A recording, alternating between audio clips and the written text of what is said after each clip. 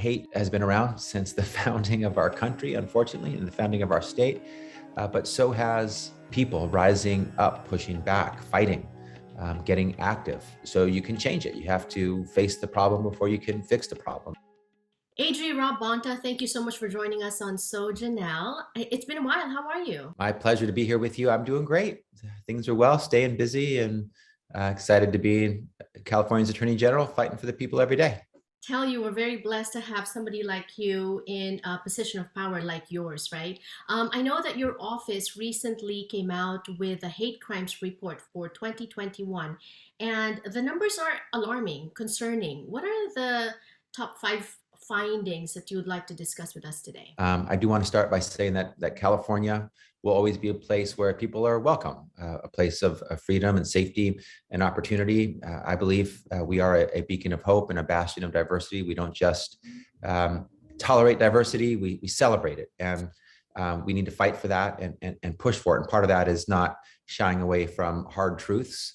It's important to learn from them and confront the challenges to overcome them. And so we know that hate crimes and hate incidents are a clear and present threat, putting too many Californians in harm's way. And here are some of the important takeaways from the report. The bottom line is that overall, there was a 32% increase in reported hate crimes between 2020 and 21. And to put that in perspective, reported hate crime has reached a level we haven't seen in California since the aftermath of the terrorist attacks of September 11th. Anti-Black hate crimes were yet again the most prevalent, increasing an alarming 12.5%. Anti-Asian hate crimes increased a skyrocketing 177.5%. Crimes motivated by sexual orientation bias increased nearly 48%. Anti-Hispanic or Latino hate crimes increased over 29%.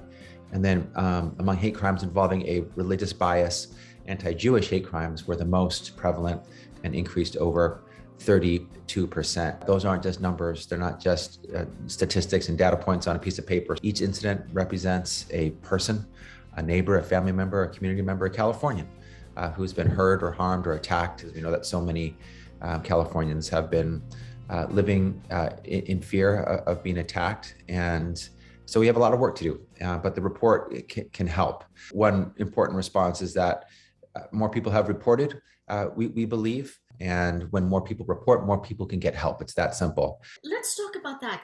There's hate crimes, and then you also mentioned hate incidents. What constitutes a hate crime, and what are hate incidents? A hate crime is essentially when someone commits a criminal act, and in doing so, they're motivated by hatred for a group that they believe their victim belongs to. The important part is there needs to be an underlying criminal act. It could be, again, like a physical assault where the assailant uses a racial slur or defacing of a church. Those are hate crimes.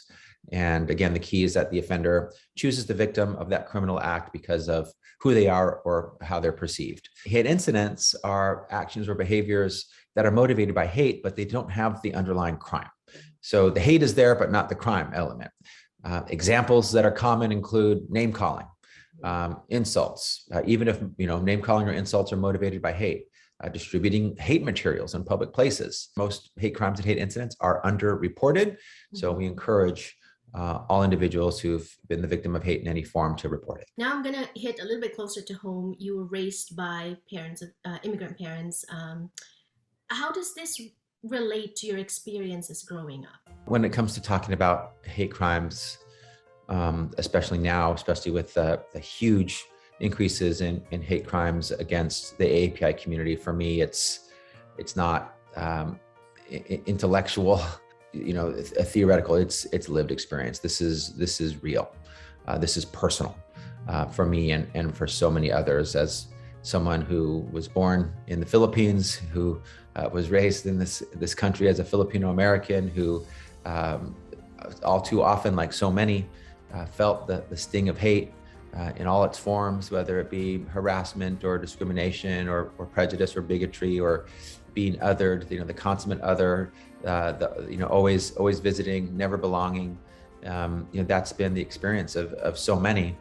in this country, including me. So this is, again, personal. And when I talk to the community about anti-API hate crimes and hate crimes generally, one of the most important things for me to say is, I see you, I value you, I am you.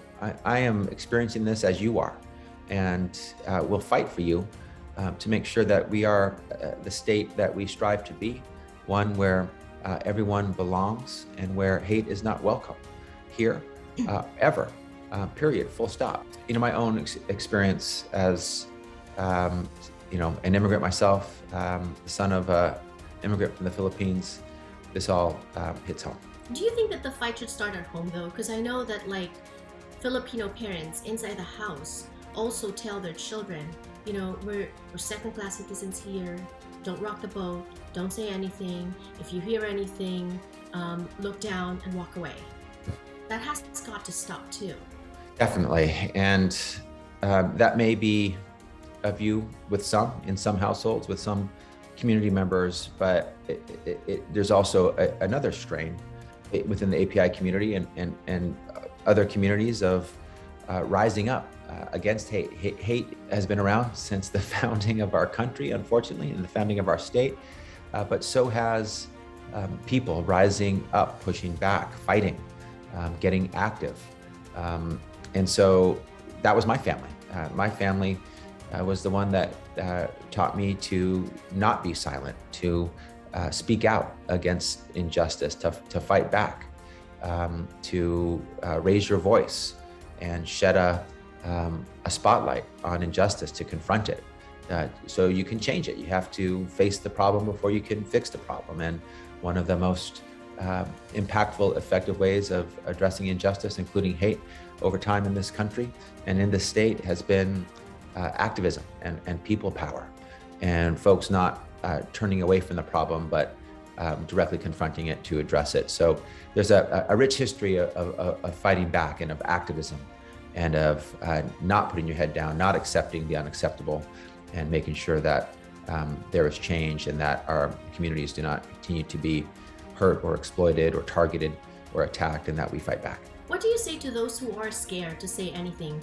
I would say find the group that you are comfortable with and that you trust, that you're not afraid to talk to, and make sure that they know what you're going through. You do not have to go through this alone.